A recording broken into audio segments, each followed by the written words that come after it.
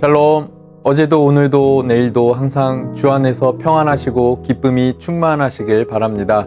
지난주부터 계속되는 비로 꿉꿉한 날이 이어지고 있습니다. 햇빛을 보지 못하면 곰팡이도 생기고 퀴퀴한 냄새도 납니다. 또 덥고 습한 날일수록 곰팡이나 세균들이 평소보다 더 빨리 그리고 더 많이 자라고 번집니다. 그러나 적절한 햇빛과 바람은 곰팡이나 균이 자랄 환경과 상황을 차단하고 억제하는 효과가 있듯이 우리 내면의 영혼에 예수님이라는 태양이 비치고 성령의 바람이 불어오도록 우리 자신을 노출하는 것이 필요합니다. 그러려면 말씀 대신 그리스도께 나아가고 기도의 자리를 통해 성령의 음성을 듣는 수고와 결단이 필요합니다. 날마다 영원한 태양이요 생명의 숨결 되신 주님께 우리 자신을 비추는 그러한 결단과 헌신이 있길 축원드립니다.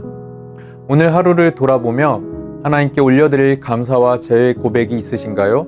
나의 삶을 돌아보며 하나님과 동행하기 위해 필요한 부분은 무엇이 있을까요? 하나님의 선하신 뜻을 위해 그리스도의 몸인 교회와 연합하고 계십니까? 가정과 직장에서 나는 하나됨을 이루는 사람인가요? 하나됨을 이루기 위해 내가 할 수 있는 일은 무엇일까요? 구체적으로 한 가지씩 생각해 보시기 바랍니다. 오늘 주제는 교제입니다.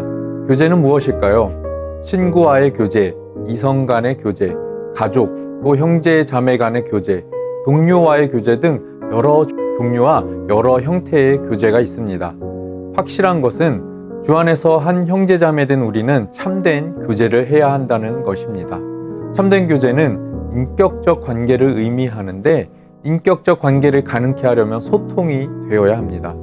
그리고 참된 소통, 즉 참된 교제는 대면을 통한 인격적 관계를 통해 이루어지는 것이 가장 좋습니다. 데살로니가전서 3장 10절에 보면 바울이 이렇게 말하고 있습니다. 우리는 여러분의 얼굴을 볼 수 있기를 또 여러분의 믿음에 부족한 것을 보충하여 줄 수 있기를 밤낮으로 간절히 빌고 있습니다. 사도 바울은 데살로니가 교회 성도들을 향해 직접 얼굴을 대면하여 보기를 간절히 원하고 있습니다. 복음을 전하며 교회를 세우고 돌아보는 일로 분주한 바울, 그리고 단짝처럼 따라다닌 바울을 향한 핍박과 고난 속에서 바울은 데살로니가 성도들을 직접 대면하여 보기를 원하고 있었던 것입니다. 얼굴과 얼굴을 맞대고 만나는 대면적 관계는 어떠한 종류의 비대면적 관계도 대체할 수 없습니다. 오늘날 아무리 미디어가 발달하고 또 SNS가 발달했어도 직접 만나서 눈을 보고 또 손을 맞잡고 나누는 교제를 통한 관계를 대체할 수 없는 것입니다. 그러기에 우리의 주된 관심은 참된 교제여야 합니다. 이 세상은 상대방이 나에게 어떻게 하느냐에 따라서 나도 적절한 반응과 제스처를 취합니다. 이것은 보편적이고 일반적인 관계입니다. 그러나 이러한 관계, 이러한 교제는 진정성 있고 깊이 있는 관계가 될 수 없습니다. 우리는 참된 교제에 관심을 기울여야 합니다. 참된 교제는 인격적 관계인데 인격적 관계를 위해서는 소통이 되어야 합니다. 그리고 소통은 대면을 통한 인격적 관계를 통해 이루어지는 것이 가장 좋습니다. 만나서 손을 잡고 눈을 맞추며 이야기할 수 있어야 합니다. SNS나 문자로 아무리 사랑한다고 또 좋아한다고 고맙다고 이야기를 해도 대면하여 눈을 직접 보고 또 손을 맞잡고 말하는 것이 비교도 안 될 만큼 좋다는 것은 모두가 공감하실 겁니다.